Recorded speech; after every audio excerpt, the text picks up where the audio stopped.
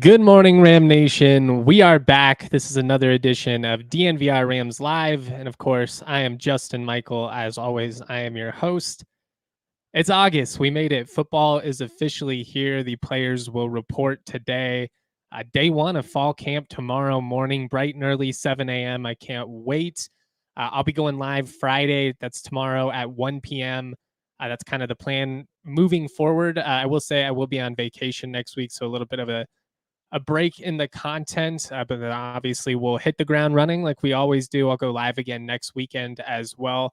I cannot wait for all of it. I mean, I feel like it's been weeks and weeks and weeks of floating hypotheticals and talking about what if and breaking down the schedule and all that. And obviously we'll still have a little bit more of that here over the next couple of weeks, but we'll have something a little bit more substantial, which is going to be awesome.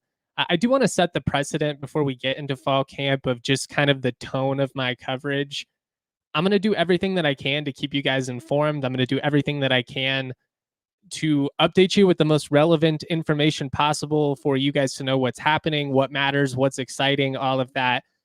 That said, I want to be fair. I don't want to be disingenuous. I think there's a lot of people that can try and essentially blow up some training camp plays into something that they're not. I think you can take one little clip without context and share it online, and that causes a bunch of people to react, and it's not necessarily an accurate representative of what's happening every day, what's going to be the case when the season starts. And that's the thing. I want to try and make sure that while I am getting you guys excited, while I am, showing you the fun stuff, I don't want to lead you astray. I don't want to blow something up bigger than it actually is. And I just want to try to be as honest and fair as possible. That's kind of my goal here. I appreciate everybody in the Toyota chat. Good morning to everybody. Lots of Go Rams comments, which is awesome to see. I will say, and this is kind of a solemn note here at the beginning of the show, but I think I need to do this before we start to talk about the season. We unfortunately, we lost a dedicated Rams fan. Chad Davis has unfortunately passed away.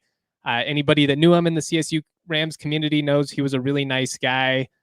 I saw on Facebook this morning that he had passed, which was unexpected and really sad. I'd love to see the Rams win this year in honor of him. It was tough. I saw the announcement and I went and I realized I had an unread message from him from this past spring that was just really nice, talking about how he supported the content every day, always watched the show, and how he hoped that he would get the opportunity to meet me someday. And that one stung. But I just wanted to dedicate this show in honor of Chad Davis. My heart goes out to everybody impacted by his loss. And we are a Ramley after all. So I just wanted to make sure I acknowledge that. Trying to bring it back up, which is always tough after something like that. Oliver Jervis has signed with the Denver Broncos. It had been in the works for a couple of days.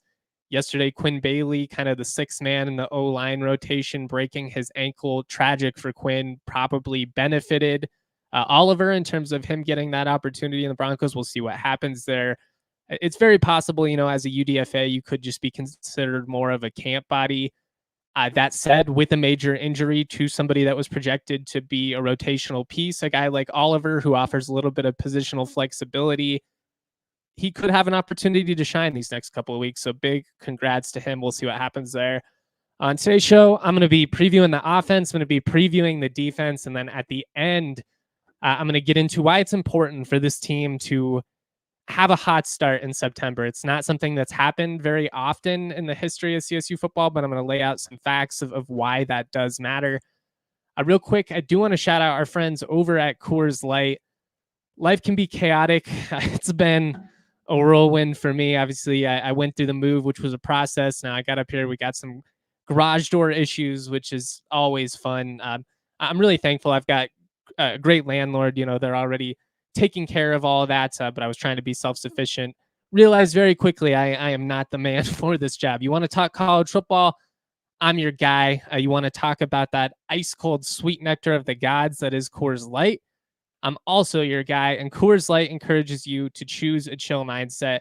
When life gets hard, when you've got issues you can't solve, when life gets stressful, it's easy to put yourself in a bad vibe. It's easy to have a bad mindset, and it's easy to just be a downer for the people around you. And that's why Coors Light encourages you to make sure that you're doing the right things. Take those deep breaths, do your yoga, do what you got to do, put yourself in the right frame of mind. And then when you do, crack open an ice cold Coors Light. When the mountains turn blue, it's as cold as the Rockies. Make the most out of the times you choose to chill. Choose Coors Light. Get Coors Light delivered straight to your door with Instacart by going to CoorsLight.com/DNVR. Celebrate responsibly. Coors Brewing Company, Golden, Colorado. I also want to shout out our friends over at Toyota. Toyota, the official vehicle of DNVR and a proud partner of CSU Athletics. For generations, trucks have been a part of Toyota's DNA, and they're tearing it up today. Whether you're conquering the off-road trails or hauling the weight of the world, there's a Toyota truck that's just right for you. Maybe it's the new 2024 Tacoma or the iconic 2024 Land Cruiser. Toyota offers 17 available models with all-wheel drive or four-wheel drive, like the Epic 4Runner. They also offer more low and zero emission vehicles combined than any other automaker to give customers numerous choices to reduce their carbon footprint. Toyota, a proud partner of CSU Athletics, the official vehicle of DNVR, struggling on the reads today. It's early in the season. Texas is in 30 days. I got to get into game shape. I got to get those ads ready. I got to get those reps up, I guess, much like the Rams in camp, which obviously the action kicks off tomorrow morning. I will be there. Make sure you're following us on Twitter/X at DNVR_Rams. You can follow me at Justin T. Michael. Again, going to do everything I can to keep you guys up to date with all the most relevant information and keep you locked in with everything you need to know as we approach that game in Texas. Really important season for CSU. The time to win is now. It's important that they start hot. We'll get into that more at the end. But I figure we should start with the offense. I think the offense is kind of the star of the show with this team. I mean, it was always going to be the case when you brought over Jay Norvell, right? Like the air raid, that was the emphasis. We had just watched what had taken place for a couple years with Carson Strong, with Romeo Doubs, with all those talented wide receivers, Cole Turner, who they had at tight end. And it's been a little bit up and down in terms of the results these last couple years. Obviously, a really rough start in 2022, albeit with some really wonky circumstances just with the roster. And you have all these veterans that you give an opportunity to, and ultimately they leave in the season. Like, no hard feelings or anything like that, but it did screw the Rams. They didn't even have enough wide receivers to practice right in like October and November. It was kind of a disaster. Last year, obviously, we saw the offense make major strides. You start with a stinker against Washington State, in which you don't really do anything for 3 straight quarters. But in the end, you find your quarterback, BFN takes over, and we never end up looking back from there. He is now obviously the guy for this team. There is no debate about who the starting quarterback is going into the season. Really, I don't think there's much debate about who the top 2 quarterbacks are, at least here at the beginning of camp. To me, I mean, it's BFN 1, Jackson Brousseau 2, very well established at this point. That's what it was throughout the spring. You do have Giles Pooler still in the room as a guy who's been in the program for a couple years now. So it's nice to have that veteran presence, a guy they trust. I mean, Pooler's a kid that practices hard. He does all the right things. He knows the offense. Maybe not quite as much arm talent as some of these other players, but it's good to have guys like him in the room, in the building. I am interested, though, to see kind of how these reps get divvied out in the end. Is it significantly BFN and Brousseau? Those are our guys, and everybody else is kind of in the background. Does Pooler get a legitimate shot to compete for that number 2 spot? And what do the reps look like by the time the third scrimmage comes around in a couple of weeks? Like Tommy Pahalski, for instance, the walk-on that comes over from Iowa, he's a guy. Could he play into the rotation a little bit? Darius Curry, the freshman on campus. I mean, he brings a little bit something different to the table than all these guys. He's definitely a little bit smaller, kind of like that Kyler Murray body type, not the tallest quarterback in the world, but thick, strong, great runner, strong arm, can, make some plays by improvising. Like, could he impress early on? I will say, I feel like the focus on Curry probably more on year 2 in the program, like depending on what happens moving forward. Maybe he's able to push Brousseau for like that number 2 spot. And obviously we'll have to see what happens with BFN in the future.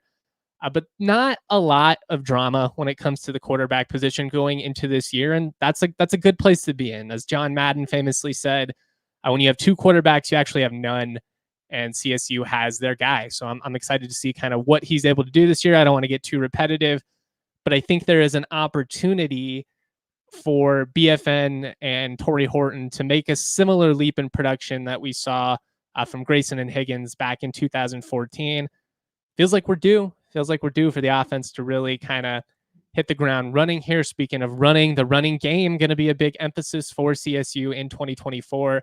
Going back to the winter, the staff has been very open about needing to run the ball with more consistency. It's going to take some pressure off of BFN. It's going to alleviate the situation so he doesn't always feel like he has to be Superman. Hopefully, going to help you hang on to some leads a little bit better. That was obviously a problem for CSU, and a couple of key losses. You go down, but you're not able to hang on in the end. If you can run the ball, if you can control the clock, not only is that going to be beneficial for your quarterback, it's also going to be big for the defense, which you're hoping is able to produce a little bit more consistently than what we saw a year ago. We'll get into the defense here in just a couple of minutes. But I mean, it's fair to point out that with a system like the air raid, at times it can be pretty brutal on the defense. Like when things aren't firing, man, you can go out there and a couple of incomplete passes, you're on the field for 40 seconds, you're getting thrown right back out there. Anything that they can do to help the defense is going to be big. As Henry says here in the Toyota chat, there was 0 run game last year. You had a couple of moments, and I mean, Van Shield, he stepped up and performed in a very admirable fashion. That was a really tough spot as a walk-on back, and he ran hard. Like it wasn't like you would have been upset if Van Shield was in your rotation, but he just didn't have that next level burst to kind of break out. And there were a couple of times I felt like where if it had been, like Justin Marshall there or something, probably ends up breaking off for a touchdown. Instead, he gets caught from behind, but you trusted him in pass pro, and he stepped up and helped this team in a really tough spot, because with the injuries to Kobe Johnson and Morrow and Justin Marshall and Damian Henderson, frankly, just not being ready to be on the field as freshman backs early on in the season, it could have been brutal, but you feel a lot better about the running back room going into this year. I am interested to see, does Justin Marshall build off of what we saw him do these last couple of weeks? As Kevin has brought up, Kevin Lytle, the Coloradoan, has brought up on my show a couple of times now, maybe some eligibility concerns there. Had some issues in the spring, like didn't participate in the spring game. We'll kind of see what happens there. But assuming that he's eligible and able to play, I mean, he is so gifted on the field. We saw him make plays that we just haven't seen a CSU running back make since probably, at least Dalen Dawkins, maybe even more like Capri Bibbs, just with the elusiveness in the open field, the vision, the ability to make one cut and then put your foot in the ground and get upfield. Like, it's just something that's really been missing for a while now. I think he and Damian Henderson really have an opportunity here in year 2 in the program. Henry wants to know who is running back 1 and running back 2. We'll see. I mean, obviously, but I would say Justin Marshall is firmly like running back 1. And then I think Kobe Johnson is kind of running back 2. You're still going to see some Avery Morrow. I still think you'll see some Damian Henderson, especially as the season goes on. Maybe even like Keegan Hollis as well.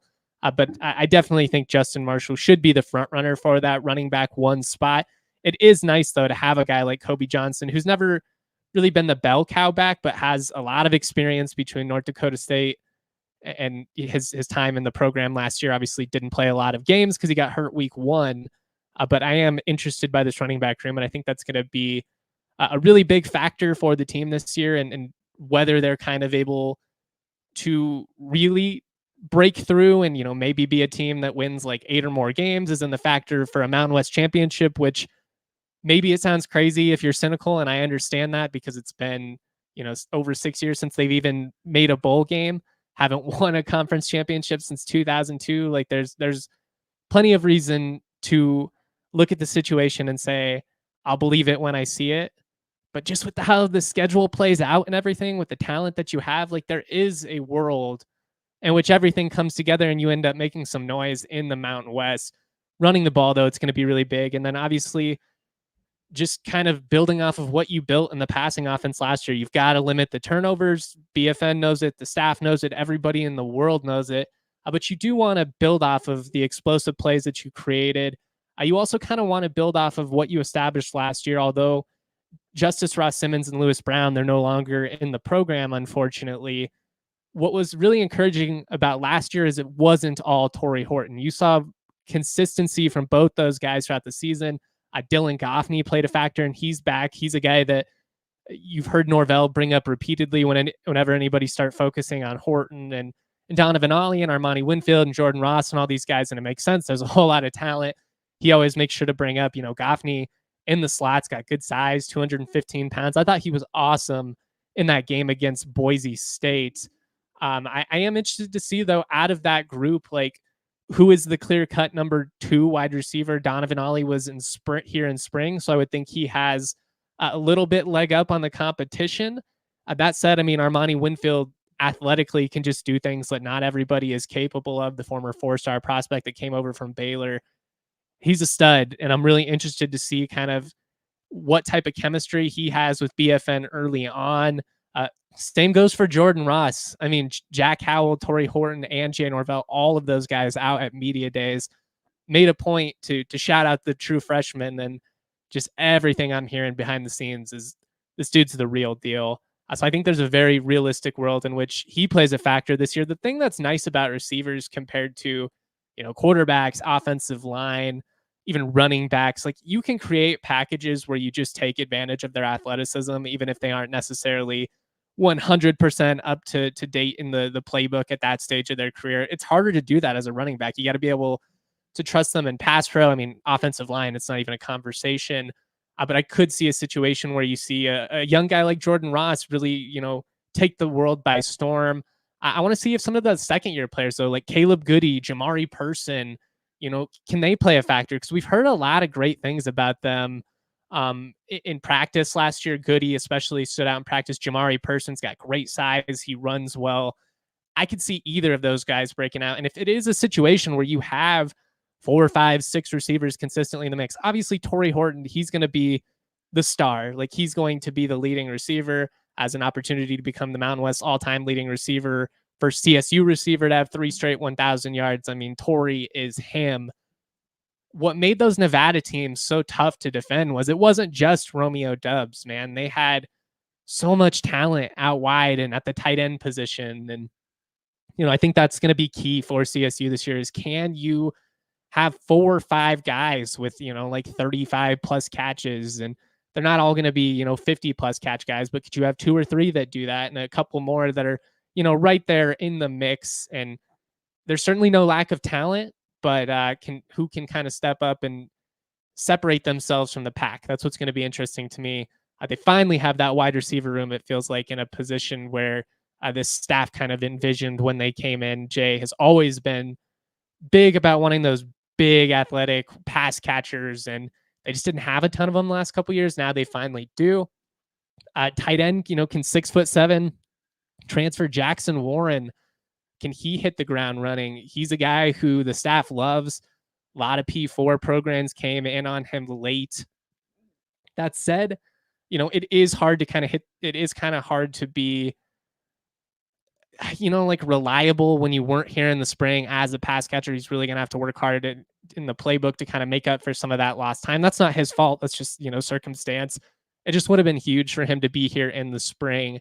I have really high hopes for him. He's got 3 years of eligibility. So it is one of those situations where, like, if he's not dominating in September, I wouldn't panic. I think you're going to see flashes. I mean, just athletically, the dude's frame and his ability to move out there is next level. It feels like they have their Cole Turner type, which is, again, something that they haven't had in recent years. But is anybody else able to make an impact at tight end? Is Jordan Williams, who kind of popped at the end of 2022, can he play his way onto the field? He's got good size. He moves well. He obviously has the experience. Can a Mason Muau, who, signed this past year out of Hawaii, can he play his way on the field? Or even like a Peter Montini, who's been kind of a jack of all trades for this team, can kind of play fullback, H-back, tight end, put him out on special teams. Just a good team player. You like having that presence in the locker room.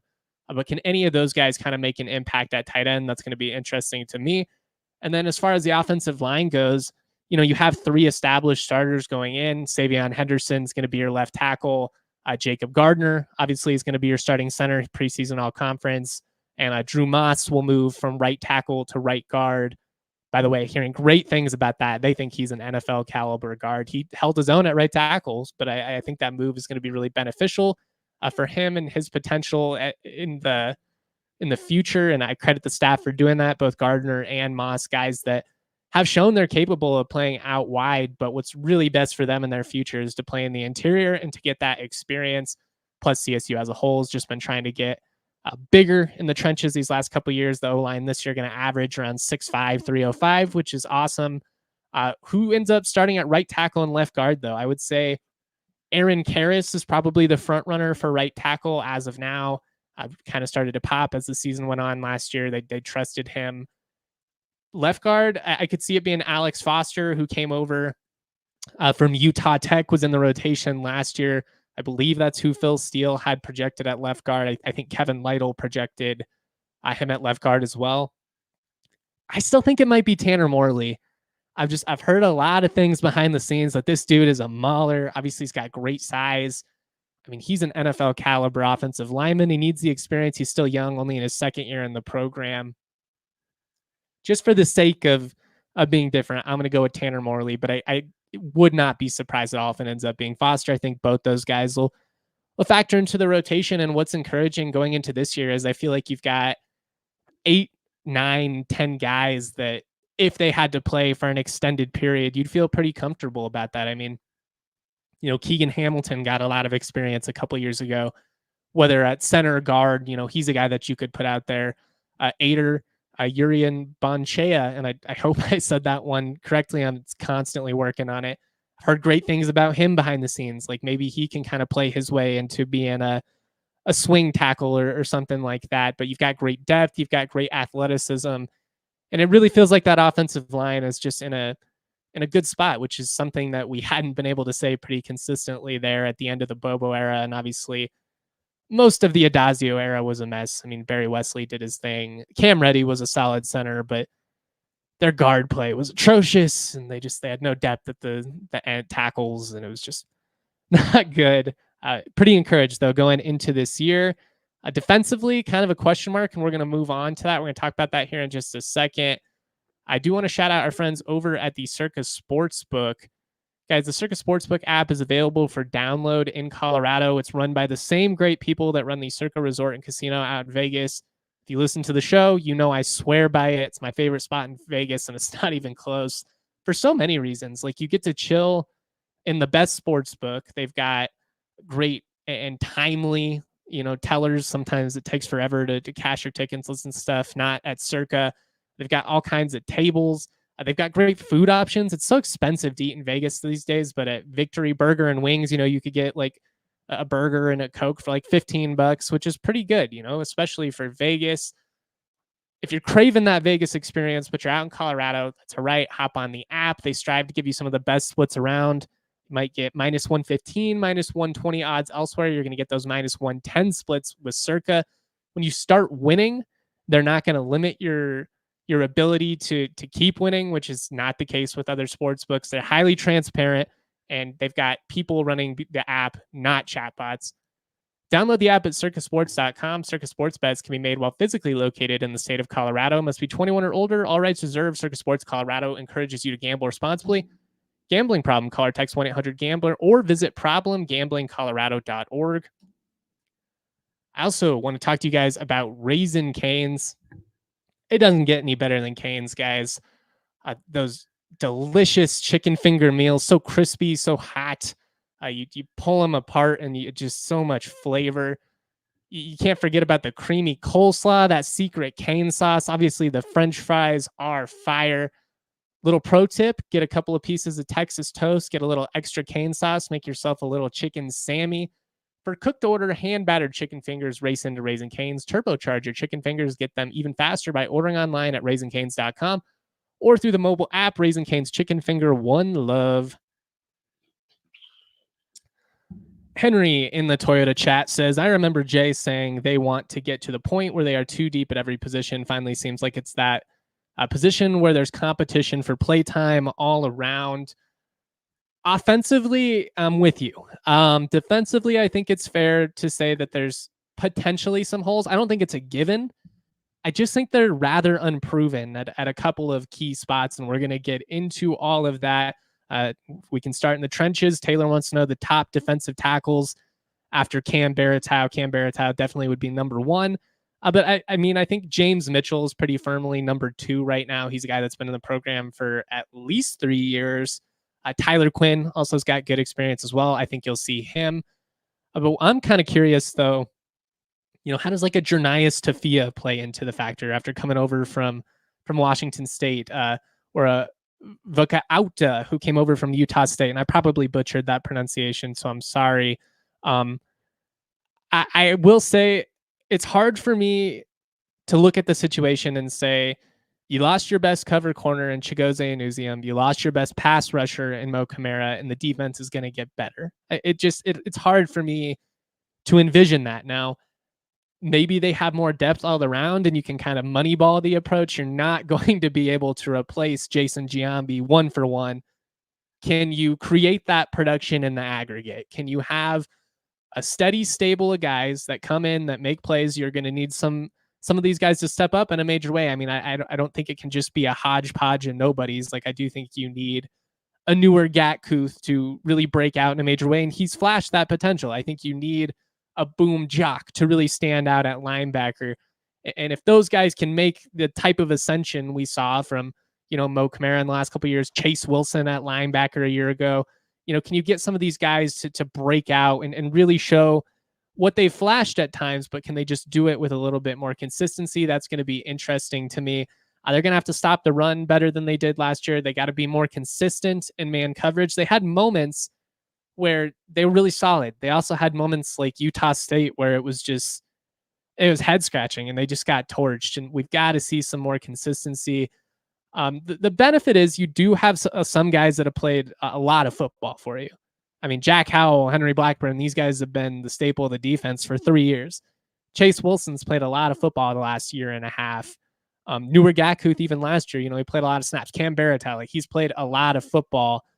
The guys behind them, if we're talking about being too deep at every position, it's a lot of unproven guys in the trenches. And even at linebacker, like behind Boom Jock, behind Chase Wilson, you're hoping that a guy like Jaden Landrum can break out. You're hoping that a Drew Rodriguez or a Nico Lopez is able to, kind of hold his own when he gets those opportunities. We'll just have to see. Some other guys I'm excited for in the trenches, though, and I know I've kind of been all over the place here, so I'm sorry. How does Kennedy McDowell respond? Obviously, he flashed early on last year, ended up getting hurt. He's a guy who I think has an opportunity to be a really good defensive end at this level. Same with like a DeAndre Gill, who's kind of highly touted at one point, was committed to UCLA, got a ton of length, 6'4". I mean, can he break out at defensive end? There's a lot of guys I'm hopeful for. McDowell, DeAndre Gill. I think Andrew Lorich is a guy who's got great potential in his second year in the program, whether it be in the interior or outside. I'm interested to see kind of what happens there. But I don't feel awful about the defense. I think that's an important distinction. I just think it's rather unknown. Last year, we came in with a lot of hype, to be honest. And part of that, Freddie Banks came out and he said that they're going to be the best defense in the Mountain West. The defense carried them in 2022. It was the only reason that they were competitive in a lot of those games. And I think there was rightful reason, especially with Mo back, to believe that they were going to take it to the next level. It didn't really pan out that way. We'll see what happens this time around. In the secondary, you're definitely pretty unproven right now. You got Dom Jones back. He's probably going to be one of your starting corners opposite of Isaiah Asisima, who had a great spring after coming over from Nevada, started his career at Wake Forest. I just love the confidence that he plays with. He's the kind of guy that probably will get beat occasionally because he is aggressive. He's also going to come away with some interceptions that other corners on the team probably just wouldn't make. You bring over Elias Larry from Navy. He's played a lot of football. I think he'll factor into that starting lineup as well. Behind those three, I'm kind of curious, is it Dylan Phelps, who, again, another guy who had a good spring. I thought he played well in the spring game.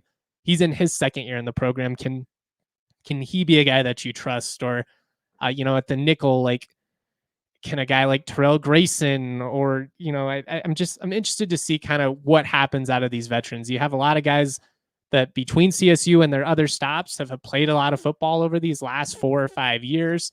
But I mean, like Aiden Hector at nickel, You also, I'm drawing a blank on his name. I'm gonna have to look it up right now. Dom Morris. I don't know why I couldn't think of his name. The Furman transfer. He played a lot of football for you last year. He's who Phil Steele has projected to start at nickel this year. But if Aiden Hector could produce the way we saw in 2022, if he could create the type of turnovers that he had in those wins, that would be huge for CSU, just having some reliability there. If the veterans play well, if you can get a good season out of Dom Morris, Dom Jones, Aiden Hector, Blackburn, and Howell, I think this defense has an opportunity to do what it needs to do for this team to be relevant and competitive. Do I think they're going to be like absolutely dominant or anything like that? No, that would surprise me. Just keeping it honest, that would definitely surprise me. But I think they have guys that are more than capable of making plays. I mean, Jack Howell has an opportunity to become the first CSU defender to have 3 straight 100 tackle seasons. Blackburn doesn't get the recognition that Howell does when it comes to like all conference and all that. But I think he's been quietly one of the most important pieces in the defense these last couple of years. But, as Alex Smith says here in the Toyota chat, I think the young players developing is ultimately going to be what dictates what this defensive ceiling is going to be. Sorry about my dog there. He's in the background. We've got some people coming over to fix the garage, so I appreciate you just bearing with me on that. But it's a big year for the program without a doubt. Give me a second here. Sick.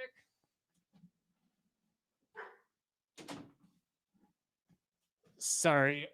That, as Henry says, CSU plus 1,500 to win the Mountain West, their worst bets. There's a path to a trophy. That's all I'm going to say. Like, you don't want to get overly optimistic. You don't want to, start counting your eggs before you've hatched, but there is a path to this team being significantly better and more successful than what we have seen in recent years. I'm going to get into that here in just a sec. I will answer this question from my guy Charlie in the Toyota chat. Was there any OC play calling news or change? Is it Mummy and Norvell tag teaming, but Norvell seems to be the main offensive caller? Jay Norvell calls the plays. He always has called the plays. He always will call the plays. Mummy's the quarterback coach. I know he gets framed as the OC on all the TV broadcasts. He's not. They don't have an offensive coordinator technically as the associate head coach, and he serves an important role in the program. But I mean, really, his emphasis is on the quarterbacks. Yeah, I appreciate you in the comment section. All dog owners have been there before. My boy does pretty good most of the time. Can't blame him in this instance. We've got a repair guy here for the garage. I was hoping that they wouldn't come till after the show. It's just how it goes. Live TV, right? That's part of the process. You got to roll with it. If this team is going to be good this year, to get off to a hot start. And I was just kind of curious. I was diving through the records, and it wasn't surprising to me that they have not had a lot of great starts in my lifetime. The years that they at least go 500, for the most part, they end up at least making a bowl game. The years that they're able to have a winning record going into October, and sometimes that's 4 games, sometimes that's 5, depending on if they play a week 0 game or if they start in August or not. The times that CSU has had a winning record going into October, it's almost always a guarantee, or I guess it's an indicator that they're going to go on and have a great year.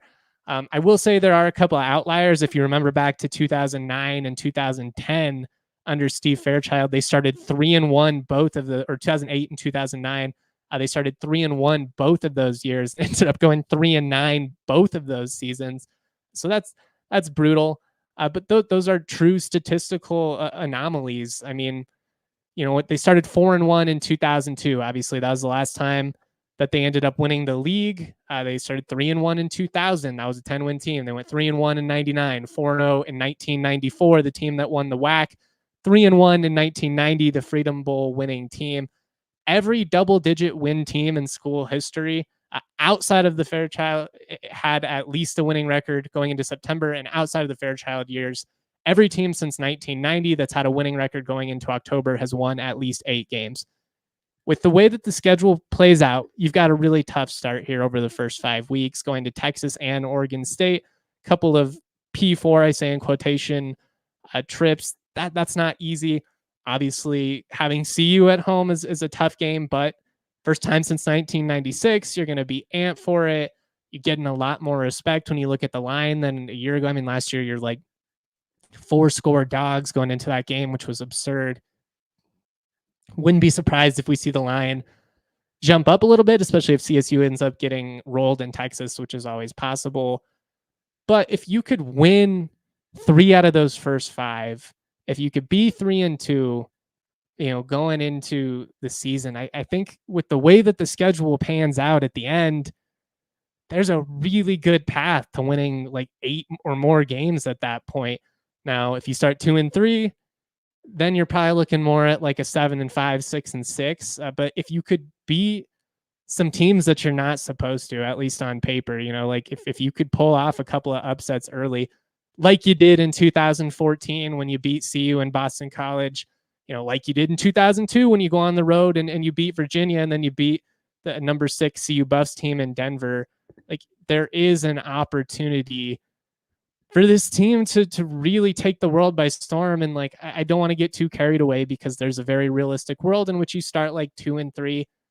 There's also a path to which you start like 4-1. And if you do, at that point, I think your ambitions become a lot higher than what they had previously been. Like I said at the beginning, you're kind of hoping to contend for a Mountain West championship. And again, I don't want to get too carried away here, but if you win the Mountain West championship this year, especially with the non-conference schedule that you have, you would be in the college football playoff. Now, I just want a New Mexico Bowl appearance at this point. Like, can we just get a trophy win? Can you get the bronze boot back in Fort Collins? Can you win the showdown for the first time in a decade?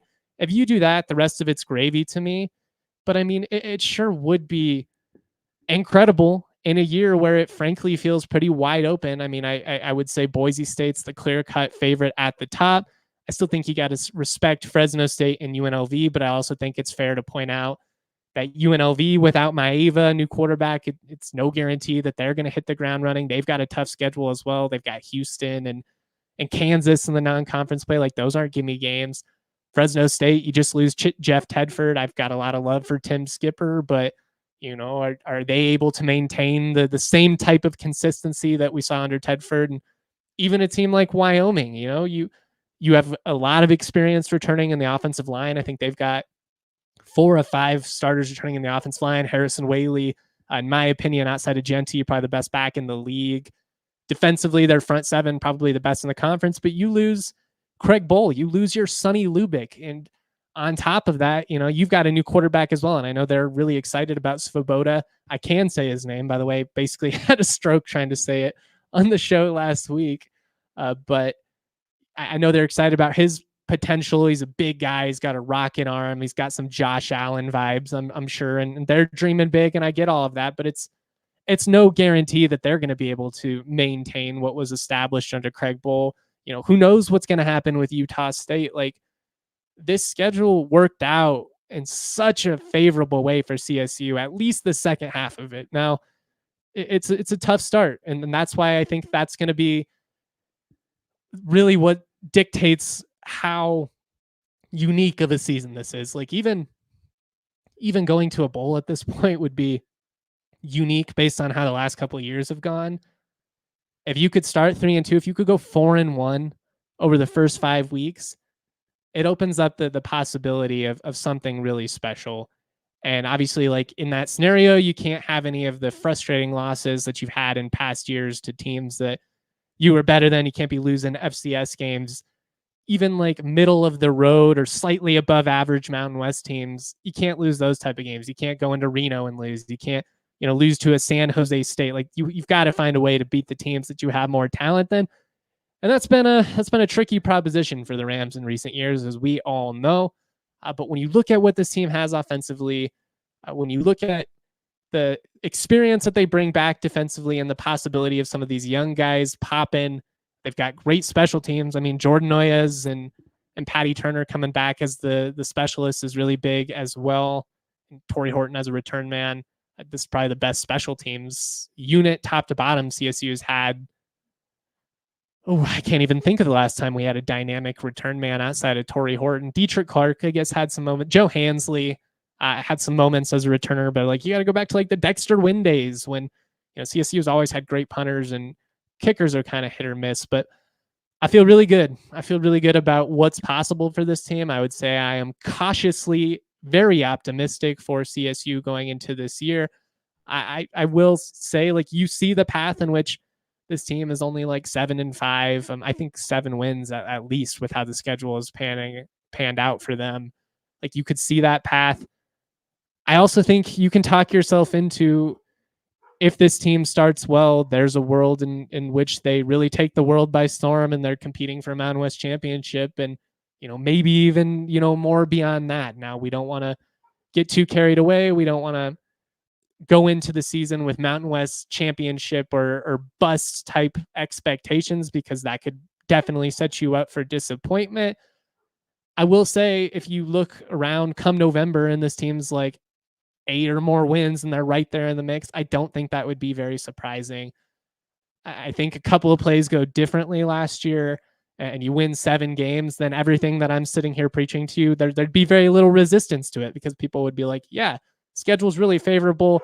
You play all these first year head coaches, and unlike everybody else, you've got your talent back on both sides of the ball. Like, there's a world in which this team, like, they build off the 7-win season, and then all of a sudden they're a double-digit win team, a lot like 2013, 2014. And that's what stings about how this past season panned out. I just think that making a bowl would have been so big for this team, and just their positive momentum and the trajectory that they seemingly were on. Like, you beat San Diego State finally. You lose a weird snow game to Air Force, but you were competitive in it. And just to have this way, or to have the season play out the way that it did was a real gut punch, but an opportunity here to kind of absolve all of that and, really have a lot of fun. So I'll be there tomorrow morning for fall camp. The dog's going crazy, so I'm going to get out of here. I don't want to burden you guys with that. Shout out to everybody in the Toyota chat. Much love to everybody that's rocking with us. I'll go live tomorrow. That's Friday, August 2nd at 1 p.m. So 1 p.m. I'll give some thoughts from the first day of fall camp.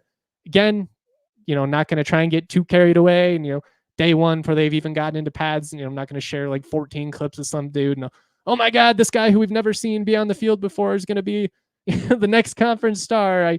I love the excitement of the preseason. I love that we're all into it and we want the information and we want to know what's happening. But I want to set you guys up for realistic expectations, and I want to give you guys an accurate idea of what's actually happening behind the scenes.